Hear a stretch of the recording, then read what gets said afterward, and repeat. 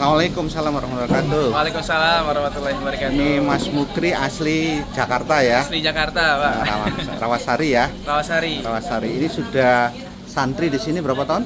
Sudah jalan alhamdulillah 3 tahun. Silakan Bapak. 3 tahun ya? 3 tahun ya? Ya, santri khusus kemajitan. Iya. Yang jadi unik ini pertanyaannya begini.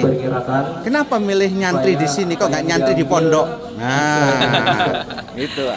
Yang pertama, insya Allah emang saya tujuannya ke Surabaya itu pengen belajar tentang kemasjidan. Itu pengen belajar tentang kemasjidan, tapi kemasjidannya ini bukan kemasjidan yang hanya sekedar melaksanakan sholat, terus melaksanakan ibadah-ibadah rutin, baca Quran dan lain-lainnya. Tapi gimana caranya ini kita dengan hadirnya masjid ini bisa memberikan sebuah kebermanfaatan. Dan alhamdulillah ketika saya waktu itu baca-baca informasi gitu ya, baca-baca di media sosial, ada salah satu narasi-narasi masjid yang luar biasa besar, yang dimana yang bikin saya tertarik itu adalah ketika kita ngomongin tentang masjid, kita bukan hanya berbicara tentang bangunannya aja. Ketika kita berbicara tentang masjid, bukan hanya berbicara tentang menara yang tinggi-tingginya saja. Ketika kita berbicara tentang masjid, bukan hanya sekedar mewah-mewahan keramik dan lain-lainnya. Tapi ketika kita berbicara tentang masjid adalah kita bicara tentang kontribusi dan kebermanfaatannya. Itu yang akhirnya membuat saya itu tertarik. Wah, kayaknya ini saya perlu belajar karena ini unik. Ya, ini unik banget masjid bisa memberikan kontribusi pelayanan dan bukan hanya mementingkan bangunan dan pondasinya aja. Seperti itu kurang lebih. Tapi kan kebanyakan anak muda sekarang kan tidak berpikir seperti itu ya.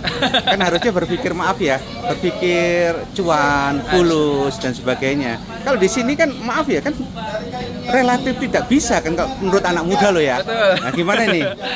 Ya kalau dibilang seperti itu betul banget gitu ya. Apalagi masjid ini kan menjadi sesuatu yang sebenarnya nggak mewah-mewah banget gitu ya. Dan jarang banget anak-anak muda itu ingin kembali ke masjid. Pasti ketika kita lulus entah itu dari SMA, SMK ataupun kuliah, itu pasti pengennya kerja di tempat perusahaan multinasional gitu kan, internasional dan lain-lainnya.